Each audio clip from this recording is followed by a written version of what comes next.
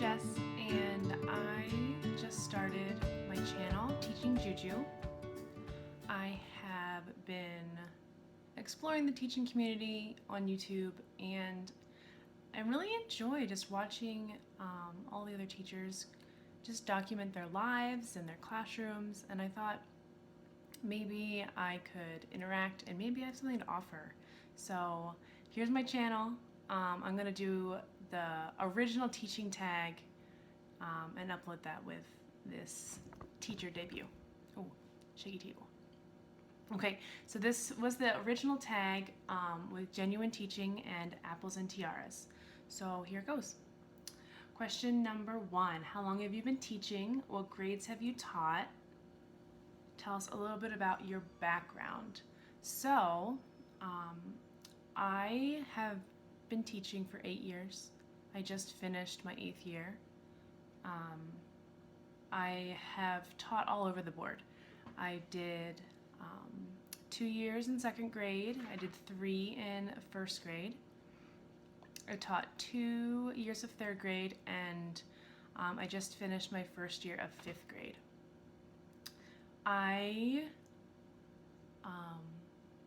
So I grew up in Maryland and went to the University of Maryland, where I realized that I wanted to be a teacher. And then I stuck around a more urban district in Maryland and taught there for 5 years. And then burnout became a real thing. And my husband and I decided that we needed to change and moved out west, where the mountains are beautiful and the outdoor life is thriving. So he left teaching. He was a teacher too, and went to grad school, where I found a job out here and have really been loving it. Sorry, that lighting is bad outside. It's getting pretty bright, but that's okay. That's just how it's going to be. My teaching in Maryland was hard. I taught at the school where I student taught, so that was really neat, but it was definitely challenging with not the kids, but the policies that we had to meet every week was challenging, and it was difficult without the support from an understanding administrator. That's how it goes. You live and you learn, and you find out other things that work better for you. Question number 2, what grade do you currently teach, and where do you teach? So I currently teach 5th grade in Sandy, Utah. I love it. Utah is great. And I feel like my district is rather progressive compared to some of the other districts in the area.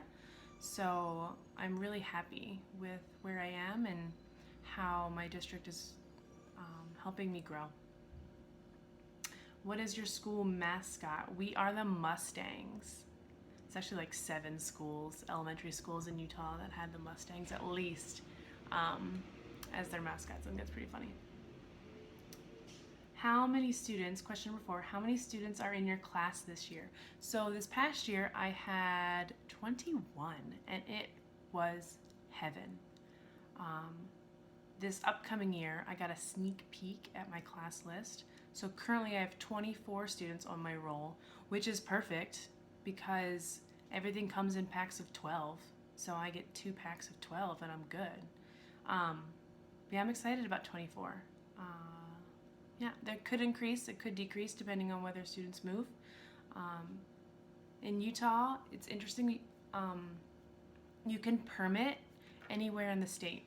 So if I lived in Salt Lake City, but I wanted my kid to go to school in, I don't know, southern Utah, they could go there. As long as they have a Utah address, they can go anywhere in the state. That's crazy to me, because I don't think there's that much of an extreme, but let's say you just don't always have to go to your neighborhood school, and it's pretty easy to go to a different school. Let's see, that was totally tangent, sorry. Number 5, what is your ideal class size? I think anywhere between 20 and 25 is ideal. I do get kind of anxious when I have less than 20. It feels like my class is too small. It feels too quiet. It feels too calm. I am a teacher that likes a little bit of chaos. I know, unpopular opinion. What is your favorite drink at Starbucks? I don't know. I like the simple pleasures. I feel like my go-to is just a blonde roast with some half and half. I joke about the color of that I like my coffee, but it's like, yeah, I like enough half and half that it like lightens it up a bit. But sorry, it's back to the Starbucks. But when I'm feeling like I need to treat myself, I'll get a vanilla latte. When I have a free drink, now here is what's up with free drinks. When I have a free drink, I'll get a venti something blended. If I'm feeling like I'm counting my calories that day, I'll get a coffee frap. If I'm feeling like whatever, I'm skipping a couple meals, I'll get, I don't know, a fancy frappuccino. But anyway, so it all depends on how much I want to pay. But my go-to is coffee. My treat yourself is some sort of fancy frappuccino. Let's see. What is your favorite online resource? I mean, YouTube. I like it enough that I'm starting a channel. Other than that, I use Pinterest a lot. And I never buy things from Teachers Pay Teachers, but I'll like use it to make something of my own. Like I'll get ideas from it, and then I'm like, how can I recreate this to make it fit me? Because what I feel like is a lot of times I don't need exactly what someone else has made, because we have like a curriculum that we follow. We have like a couple programs we use, Envision Math and Reading Street. So a lot of times I can't like use exactly what is on TPT, but I can look for ideas and then recreate it to make my own. I also don't do a lot of worksheets. I'd rather them do the work in their journal and keep it as a notebook that they can look back on, because I do not like the paper game. I hate collecting papers, and the less I can do that, the better. Let's see, number 8, just strolling through. Can you describe your perfect classroom? And a bonus, can you describe your perfect school? My perfect classroom. This year, I am jumping in to flexible seating with both feet. I've dabbled with it in the past. I've switched out some chairs for exercise balls. I have a couple like pieces of IKEA furniture in my classroom, but this year I want to incorporate some standing desks and some floor desks. So I think I'll know more if that's really what I like in a couple months, but I like how my students like spread themselves out. They ask to sit on the floor, and now they don't have to ask, they can just do it, and it's just their spot for the week. So my perfect school, I really like my school now.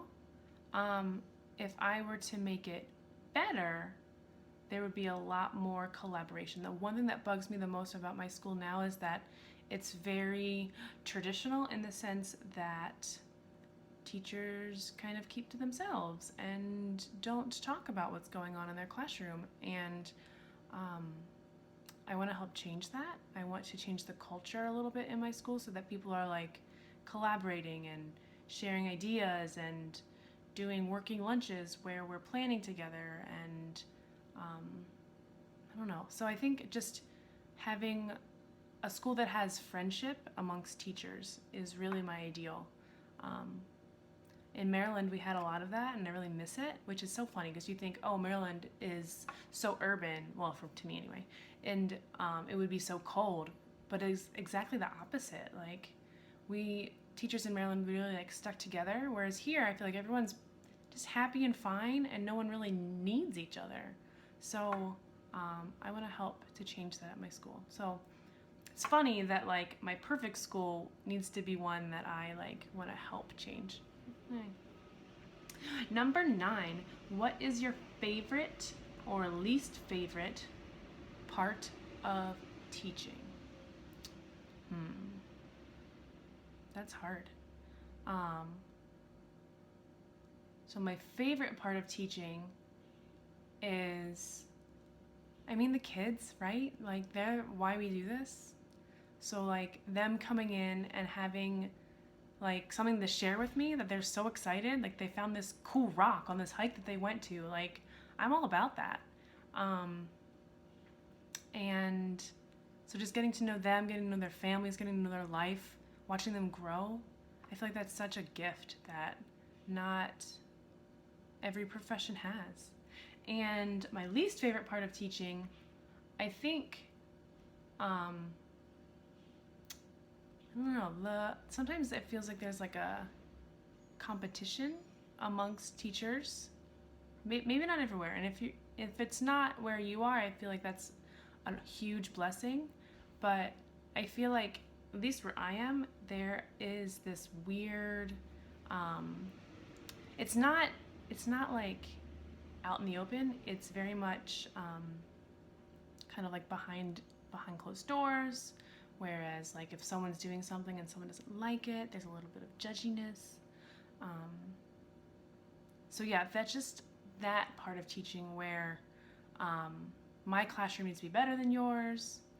And what you're doing, it needs to be, I don't know, if it's not the same, like what's going on, like just that questioning of like, maybe a lack of confidence, maybe that's the problem. I don't know.